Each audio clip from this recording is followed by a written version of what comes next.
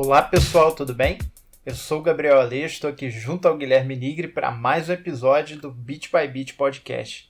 E esse episódio vai ser especial, ele é o primeiro episódio desse ano do qual a gente espera bastante coisa, né, Guilherme? 2021, porque como o pessoal brinca, né, pior do que 2020 é difícil, né? Então a gente só pode esperar coisas boas ou pelo menos coisas melhores, né, do que a gente vivenciou de maneira geral nesse ano atípico, né, que foi 2020, com a pandemia e suas diversas consequências, né, econômicas, em sentido social, prático, etc. Mas eu não sei, né, já tem gente aí, já tem até meme rolando, né, Guilherme, não sei se você viu aí, você pode comentar na sequência, de que pelo menos a primeira ou as duas primeiras semanas aí de 2021 não estão deixando muito a dever aí para 2020 não, né? A pandemia, infelizmente, ainda segue forte, embora a gente, no Brasil e lá fora também, a esperança trazida pela vacina está se proliferando, que é muito positivo, mas aí uma série de polêmicas aí envolvendo a questão de deplatforming, né? O Trump aí banido das principais redes sociais do mundo, novas redes sociais como o Parler aí em ascensão, também enfrentando aí muitas polêmicas, porque a coisa, dependendo da opinião de cada um, transita entre a liberdade de expressão ou o compartilhamento de informações de ódio, coisa parecida. E claro, a gente também não poderia deixar de falar da polêmica aí do WhatsApp, né? Tá havendo um êxodo aí no Brasil e no mundo de usuários para plataformas que alegadamente protegem melhor os dados de uso pessoais, tem políticas aí de compartilhamento de dados e de marketing direcionado mais sutis ou mesmo ausentes, né? Que é o caso do Signal, caso do Telegram e etc. Tudo bem com você, Guilherme? Como você está aí? Foi bem aí de virada de ano aí? Ficou tranquilo? Imagino que sim, né? Tá acompanhando as notícias? Acho que a gente poderia comentar aí primeiro toda essa movimentação que rolou lá com Trump, né, da invasão do Capitólio e uma série de desdobramentos aí polêmicos, mas importantes de serem entendidos e discutidos para aplicações aí mais novas e aplicações super tradicionais aí de redes sociais como Twitter, Facebook e afins. Fala, Aleixo. Por aqui tá tudo de boa. Passei o final de ano bem, deu para renovar o espírito, né? E também tentar pensar como esse ano pode melhorar, porque como você falou aí, realmente pior do que 2020, talvez não dê para ficar, né? Mas a gente também nem pode falar muito isso, porque esse ano já começou muito louco, né? Muito louco. Muitas coisas aí acontecendo politicamente fervendo o mundo, principalmente lá nos Estados Unidos, como você falou muito bem, né? É, os apoiadores do Trump, né, invadindo o Capitólio, fazendo aí realmente uma saga, né, para tentar manter o Trump no poder e vários desdobramentos surgindo disso aí, né? Eu acho que nem produtores lá do House of Cards pensavam nisso e até a gente achava que a política brasileira era muito doida, né? Lá na época do Temer, tudo isso que aconteceu, falavam que o Brasil, que era um lugar que nem House of Cards conseguia pensar, os Estados Unidos também estão se provando realmente. Então, um ano muito louco, né? Que vem à tona, né, essas discussões de liberdades individuais, liberdade de imprensa, como uma rede social pode regular ou não, né, a fala de um grupo da sociedade. Então, tudo isso vai ser algo que a gente está discutindo bastante, né, e não só conservadores, né, que vem aí falando sobre essa questão, mas até pessoas que são de outras visões políticas, né, começam a questionar o poder dessas redes sociais, o poder de empresas privadas, principalmente quando tangem a essas questões, né, de direitos individuais e até onde eles podem censurar alguém realmente. Vai ser um ano bom aí pro Bit by Bit, sempre que tem polêmica a gente vai estar aqui para comentar, né, Guilherme? E falando em polêmica aí que já repercutiu pelo grupo da família, pelo grupo do trabalho, por tudo aí, alguns colegas meus inclusive aí saindo, abandonando o WhatsApp, porque parece que agora ele está entregando todos os dados pro Facebook e a gente tem que ir pro Signal ou pro Telegram. A história é essa mesma, Guilherme? Ou parece que tem mais nuances aí, de acordo com notícias aí, como colocado no The Verge essa semana? Esse daí foi algo que surgiu aí, que não é. Quando surgem esses boatos, né? Porque realmente houve uma modificação, né? Que foi feita pelo Facebook, né? Para quem não sabe, o Facebook é o dono do WhatsApp, né? Eles compraram o WhatsApp e eles realmente modificaram os termos da empresa ali para principalmente colocar questões relacionadas a compartilhamento de dados do Facebook com o WhatsApp, mas muito relacionado a contas empresariais do WhatsApp, né? Só que aí começou um murmurinho dali na internet, né, falando que o WhatsApp ia começar a compartilhar todos os dados do WhatsApp com o Facebook, que ia ser algo que realmente terminaria com toda a privacidade que existe dentro do WhatsApp, né? Para quem não sabe, o WhatsApp tem algum nível de privacidade, principalmente com criptografias ponta a ponta, né, das conversas. Então, quando você usa o WhatsApp, né, eu e o Aleixo, por exemplo, a gente tem uma conversa aqui no WhatsApp. E essa conversa só quem consegue ler sou eu e o Aleixo. Nem o WhatsApp, nem o Facebook tem acesso a essa conversa, né, por conta dessa criptografia. É algo muito importante de você ter, né, principalmente para você ter uma privacidade maior sobre as suas conversas, você não ter um governo que possa pegar essas informações e utilizar contra você, né? A gente viu ali nesse final de ano aquele caso até do Jack Ma, né, Alex?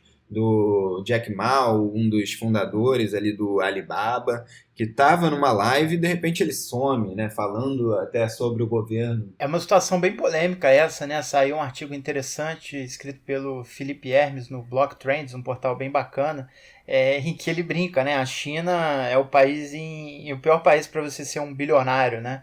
Parece que esse caso do Jack Ma realmente de ter desaparecido, ninguém sabe bem o contexto ou o porquê, isso já, assim, eu sinceramente não estudei a fundo o tema para falar se é 100% verdade, se tem teoria da conspiração, mas o fato é que já aconteceram várias coisas estranhas com diferentes milionários na China ao longo, principalmente dos últimos anos, né? Já teve gente aí envenenada, já teve suicídio aí em circunstâncias suspeitas. Então, o mundo tá dando um giro aí meio preocupante, né? Em alguns aspectos aí geopolíticos, econômicos, etc. Né? Então, essa coisa do Jack Ma é outra preocupação que provavelmente vai nos acompanhar mais um. Então, assim, essa questão, né, que eu vinha falando da criptografia ponta a ponta, de quem consegue ter acesso aos seus textos, né, que você ainda pode no WhatsApp, por exemplo, né, os grupos ainda são privados, né, o WhatsApp não consegue olhar, né, os logs de quem está mandando mensagem, de quem está ligando. O WhatsApp não consegue ver suas localizações quando você compartilha com alguém, nem o Facebook. Mas esse murmurinho acabou indo para a internet e aí muita gente começou a achar que ia ser realmente todos os dados compartilhados do Facebook, né, para o Facebook, principalmente até pelo histórico que o Facebook tem sobre isso, né? O Facebook não é uma empresa aí que tem uma história ruim da utilização de dados pessoais, principalmente em termos de eleição, né? Utilização de targeting de anúncios, etc. E por isso também aumenta, né, a desconfiança dos usuários do WhatsApp contra a empresa. No entanto, essas informações tem muita desinformação, né, no que acontece com isso. E até várias contas importantes, né? O Elon Musk publicou Use o Signal, né, que é o Signal, que é uma empresa aí que é mais voltada ainda para mensagens criptografadas, para ser uma empresa muito mais relacionada à privacidade, né? Então, eu sei que tem gente que adora usar, que vai usar Tor, que vai usar ProtonMail, que vai usar Signal, mas essa mudança em si do WhatsApp não tem tanta relação com o que um usuário normal, como eu, você, Aleixo, ou o nosso ouvinte, utiliza a plataforma, e sim muito mais com contas profissionais, né, contas ali que utilizam para negócios o WhatsApp e como eles guardam essas informações, principalmente nos servidores do Facebook. Então, assim, muita desinformação, não está sendo modificado exatamente isso, mas essas outras empresas, né, esses outros aplicativos de comunicação cresceram muito, né? O Signal, por exemplo, parece que teve até problemas com os servidores de autentificação deles, tanta foi a demanda, e ele inclusive foi o aplicativo mais baixado do iOS e do Android nos último mês, alguma coisa assim. Então, realmente, eles cresceram muito e eles, assim, o Telegram, por exemplo, é, conseguiu mais de 25 milhões de novos usuários, assim, números gigantescos e várias contas importantes como a do Elon Musk no Twitter, né, publicando para usar o Signal para os seus mais de 42 milhões de seguidores. Então, foi um caso curioso aí que realmente tem muita desinformação, mas se você preferir usar o Signal, é um aplicativo aí que é recomendado até pelo Snowden. Então, quem gostar, também vale a pena. Um esclarecimento interessante a ser colocado, assim, inclusive deixando explicitamente claro, eu já até trabalhei um pouco com oficinas nesse campo de segurança da informação, acho a utilização de criptografia aplicada e de ferramentas que protegem os dados pessoais dos usuários algo assim de extrema relevância. O que eu fiz uma provocação, estava até conversando com alguns amigos, eu não li no detalhe, tá? Só para deixar claro a nova política de uso de dados, etc. Mas eu sinceramente acho que o espírito da coisa não vai mudar muito, né? Então é importante combater um pouco a desinformação, assim, né? Eu já até falei isso em outras circunstâncias, falo um pouco às vezes em cursos, em palestras.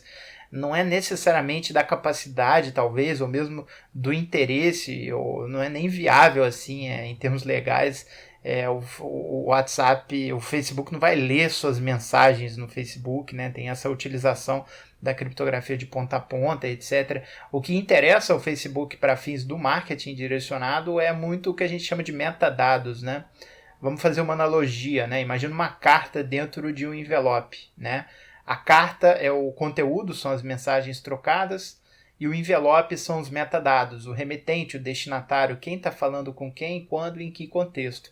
E isso somado aí à massiva base de dados pessoais que o Facebook já tem da gente, né? Só de ele saber quem está conversando com quem, quando e como, ele já consegue fazer inferências, ele já consegue lançar anúncios direcionados, ele já consegue saber, não sei, que a sua esposa está conversando com o obstetra, e que provavelmente ela tá grávida e vai começar a aparecer anúncio de coisas de bebê para você amanhã, né? Então esse tipo de coisa, essa utilização estatística de inferências a partir de metadados já é suficiente, né? E eu não estudei no detalhe, como já falei, mas eu sinceramente imagino para uma empresa como o Facebook, que comprou o WhatsApp por 20 bilhões de dólares na época, né, alguns anos atrás, e não cobra, né? As empresas não têm fluxo de caixa algum, a gente não paga nada para usar o WhatsApp, inclusive até parcerias com operadoras, muitas delas oferecem gratuitamente o envio de mensagens, fotos e até chamadas via WhatsApp, então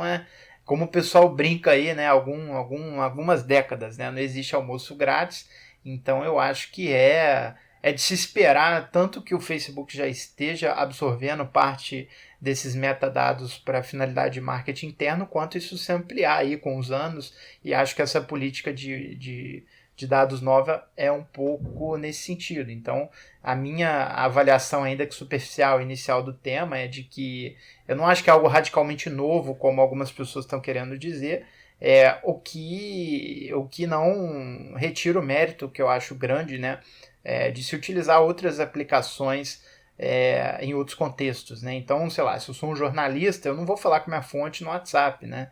Imagina se ele está fazendo uma denúncia contra um órgão norte-americano público, sei lá, né? Não consigo ver o Snowden lá naquele caso famoso de 2013 conversando via WhatsApp, porque essa informação de quem está falando com quem nas mãos erradas poderia prejudicar parte desse processo jornalístico, por exemplo. Agora, também não vejo, não sei, depende, mas eu não vejo como muito sensível. Eu não preciso deixar de falar com a minha família, com minha mãe, com minha avó, com meu tio, com minha irmã, por conta desse compartilhamento, né? Em geral, é de se esperar que familiares conversem entre si. Então, é muito do que a gente chama, né, em segurança da informação, do modelo de ameaça, né? Então, qual é a sua ameaça, né? O que está em jogo naquela conversa. Então, é até bom, né, para o nosso cérebro. Então, quando você está falando ali no WhatsApp, você fala mais relaxado, são coisas mais simples. Se você for trocar uma senha, um documento confidencial de trabalho, se você é um jornalista falando com uma fonte, talvez utilizar o Signal, em que esse tipo de metadado pelos servidores ali serem mais descentralizados, você consegue protegê-los também, né? Então, como sempre, acho que a máxima que deve prevalecer é a do bom senso, né? Que, a bem da verdade, é uma coisa que falta aí em vários contextos nos últimos anos, né? Vamos ser sinceros. Passando aqui para a nossa próxima pauta, Guilherme, eu queria que você comentasse um pouco da ascensão do Parler, né? Eu não sei se é assim que fala, Parler, que é um aplicativo aí. Eu nem sei exatamente há quanto tempo ele existe, mas ele veio com tudo aí nas últimas semanas, depois dessa onda aí do banimento do Trump e de algumas outras contas aí que estavam lançando discursos questionados aí por uma parte significativa da população, e houve esse movimento quase que conjunto, né, do banimento do Trump, alegadamente por incitar aquela invasão do Capitólio e afins, no caso do Twitter, do Facebook e de outros, né? Então a galera começou a migrar para aplicativos que têm esse comprometimento aí de deixar, não sei, todo mundo falar tudo, né? Não sei qual o limite, qual o bom senso disso, mas parece que é assim que isso está funcionando e claro, né? Talvez seja uma faca de dois gumes e está gerando aí bastante polêmica. Você avaliou esse caso aí, Guilherme? Parece que teve reportagem até da BBC, né? Tratando do tema. Exatamente. O Parler ele é um aplicativo, uma rede social aí que conta com a liberdade de expressão quase total, né? Basicamente é isso. Eles dizem que você pode ter qualquer visão política, que eles não vão moderar, né? As suas falas e não vão moderar o que você fala. Então é uma resposta um pouco ao que o Twitter e outras redes sociais, principalmente, têm uma moderação forte, né? Tem regras de comunidade, tem regras ali de não poder atacar ninguém. E no Parler acaba que é um local, uma rede social, né, que se juntam pessoas um pouco mais de extrema direita ou de extremismos, né, podemos falar assim, políticos. São pessoas que acabam que têm visões políticas mais similares, ali mais fortes, e inclusive, né, muitos desses foram os que fizeram essa invasão aí ao Capitólio, né, e que ocasionou até numa morte, né, dentro dessa invasão, né? Foi um caso aí muito emblemático, acho que vai ficar para os livros de história, né, o Alex?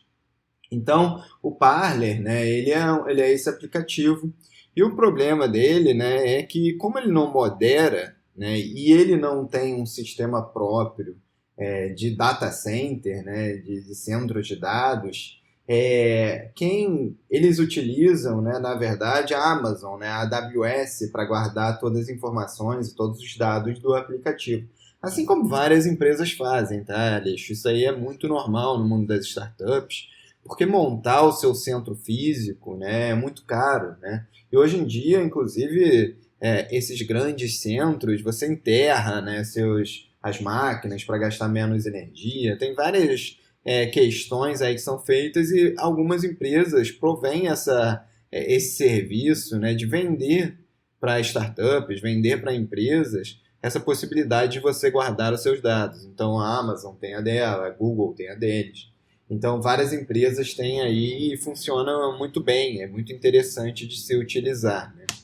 E como o Parler não faz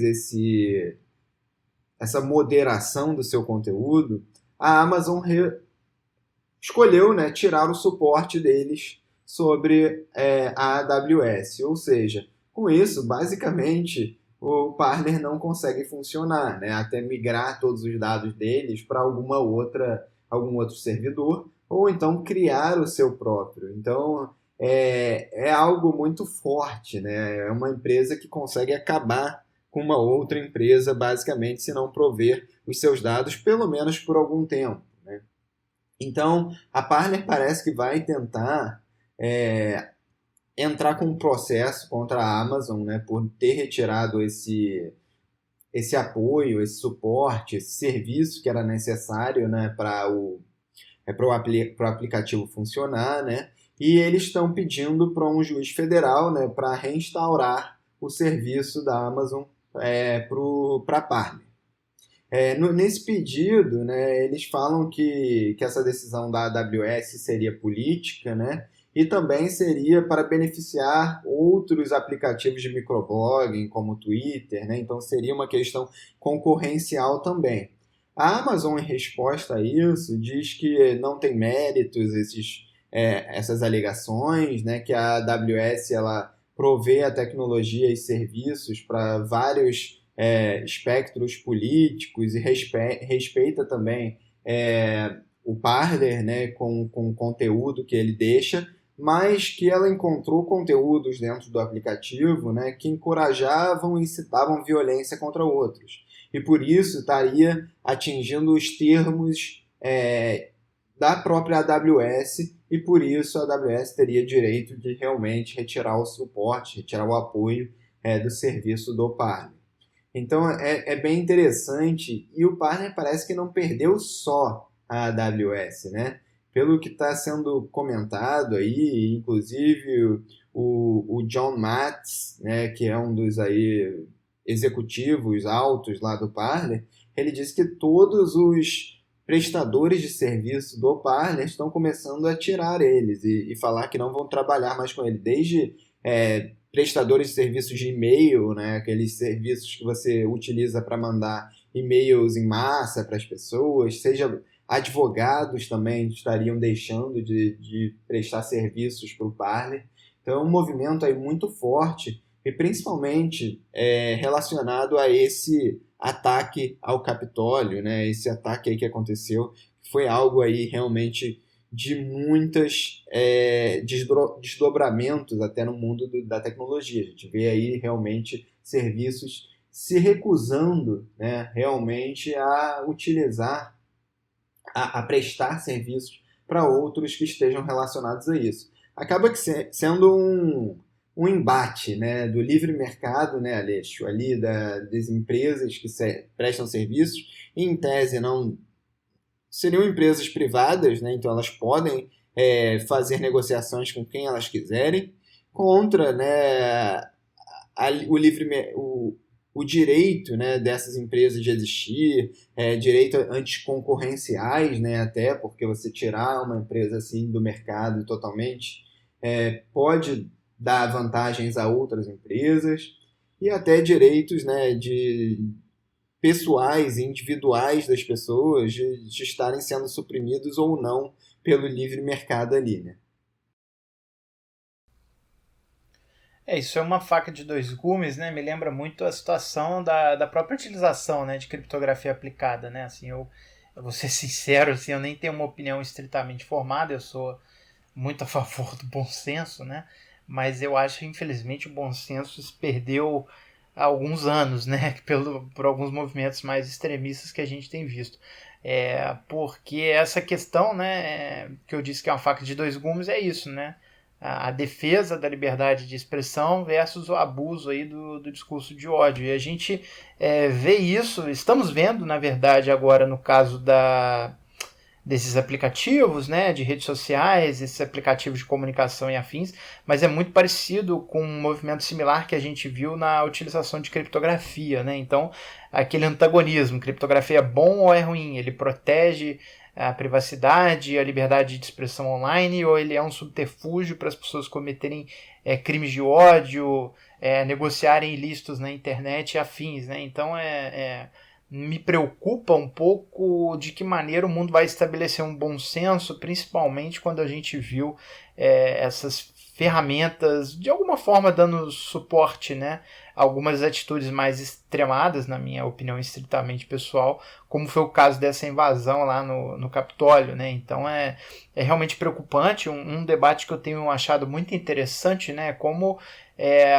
esse banimento aí do Trump, ele abre um precedente no Twitter, né? Então, o Twitter é uma empresa americana, eu não sei os dados demográficos especificamente, mas sei que o Twitter é extremamente popular nos Estados Unidos, né? Muito mais do que no Brasil.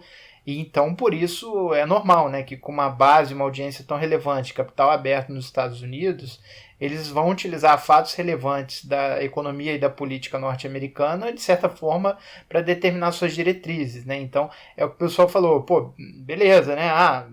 Muita gente aí, pô, o Trump abusou, mereceu, foi banido, mas que tipo de precedente isso vai abrir para outros chefes políticos, chefes de Estado, lideranças de outras naturezas em outros países, e que tipo de problema diplomático isso pode trazer, né? Porque uma coisa é uma empresa americana fazer aí retirada da sua plataforma de um presidente americano, etc. Isso, se for questionado na justiça, pode até, sei lá, ser resolvido por lá, né? Digamos assim.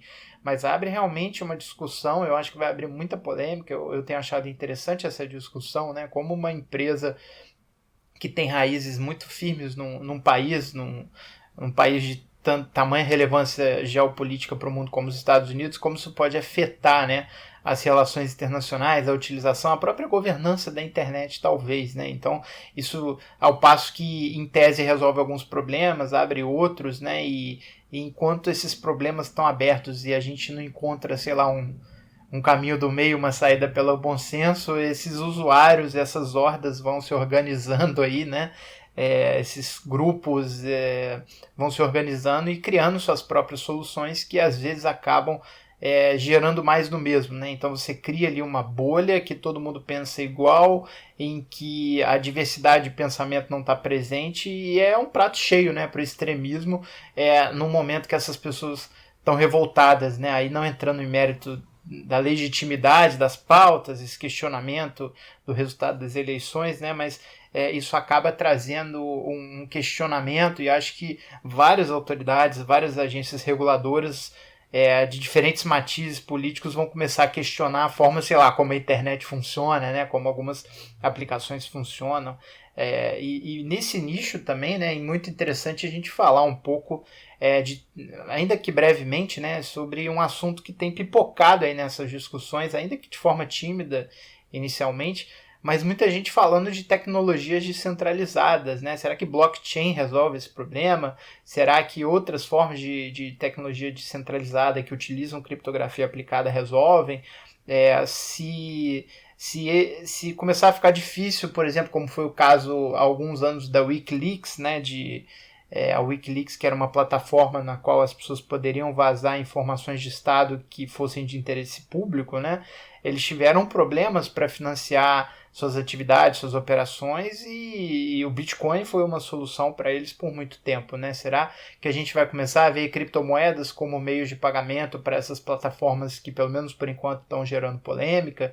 Será que a gente vai ver serviços de DNS aí, de domínios de internet descentralizados como forma de tentar burlar essa estrutura que, para o bem e para o mal, digamos assim, ela é muito centralizada ainda, né? Eu acho que são discussões que vão ser presentes muito aí em 2021.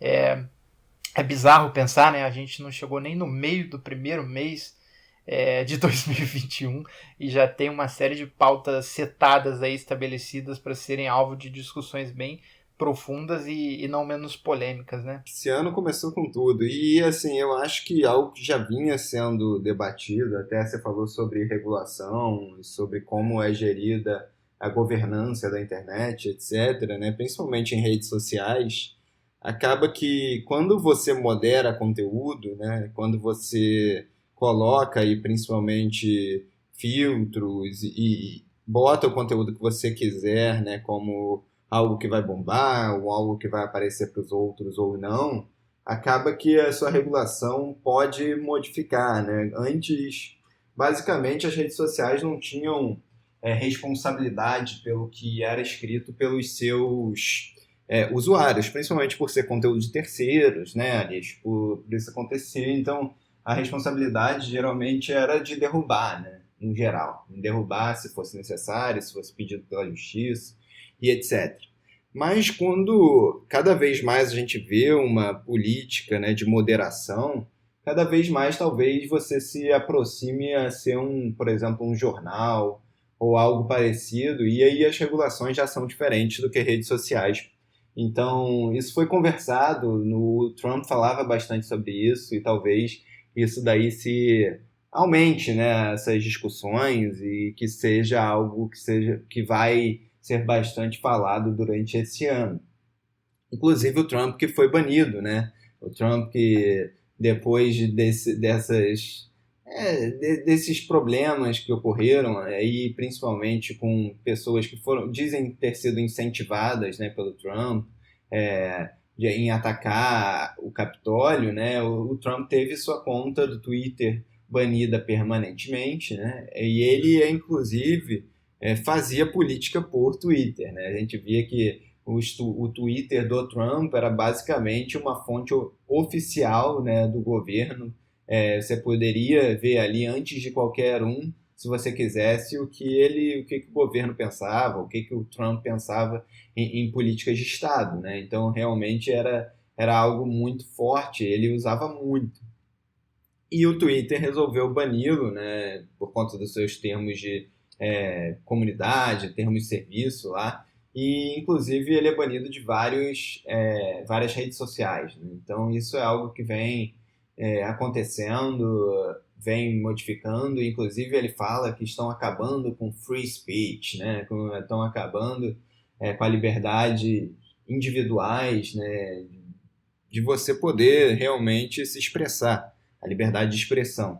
Então, é algo muito complicado, complexo, mas podem surgir novas alternativas, como você muito bem falou, né, Aleixo?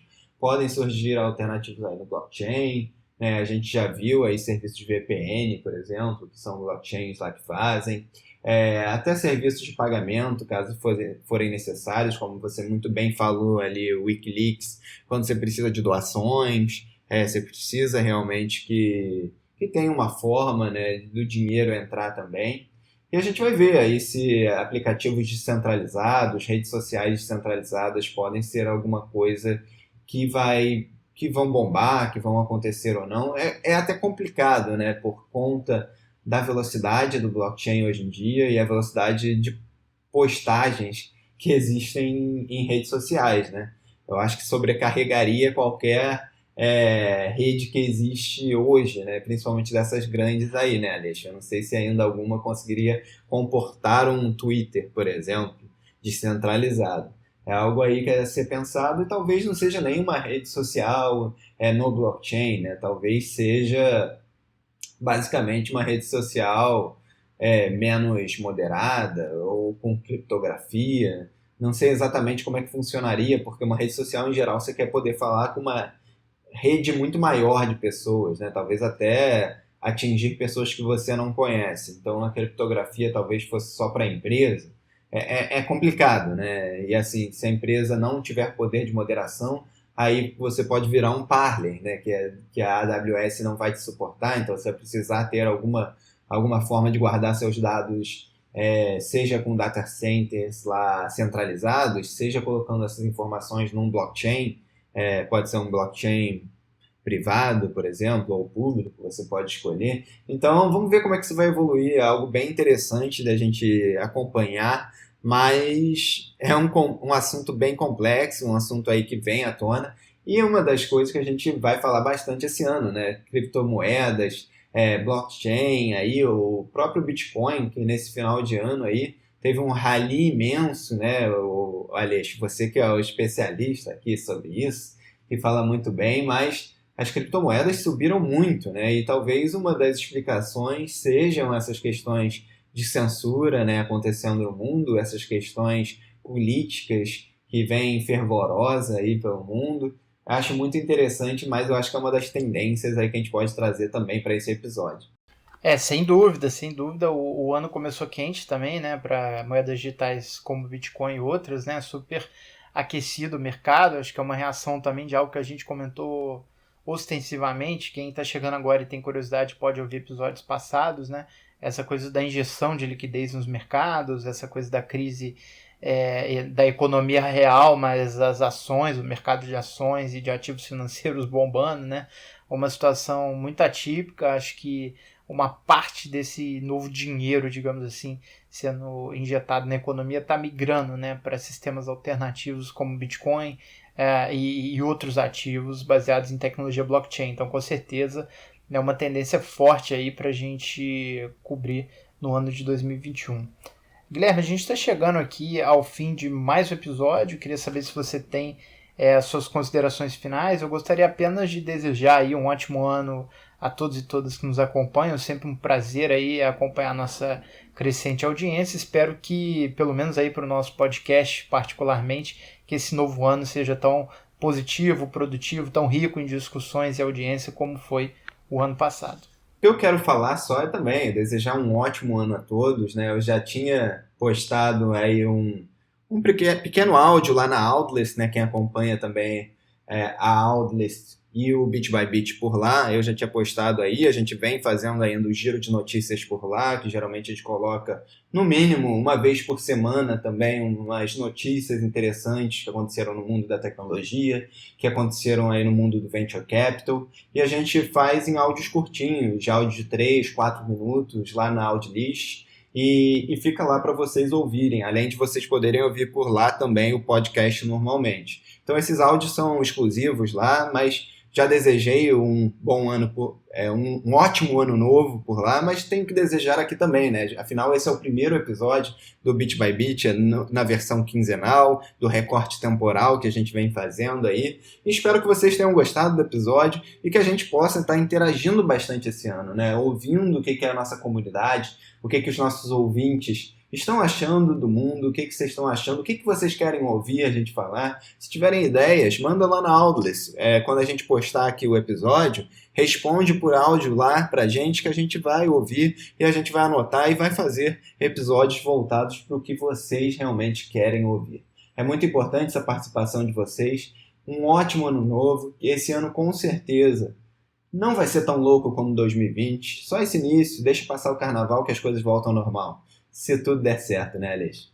Com certeza, né? Vamos ficar atentos, vamos ser vacinados aí assim que possível para a gente poder voltar cada vez mais aí a alguns hábitos que têm ficado ausentes, né? Então, por hoje é só. Muito obrigado, Guilherme. Gostaria apenas de estender aí o convite para que as pessoas nos acompanhem nas redes sociais, interajam conosco, seja nas nossas redes pessoais, @leishow com 3 Os, @willnigre, e também nas redes sociais do ITS Rio, tá bom? Então, muito obrigado, um grande abraço e até o próximo episódio.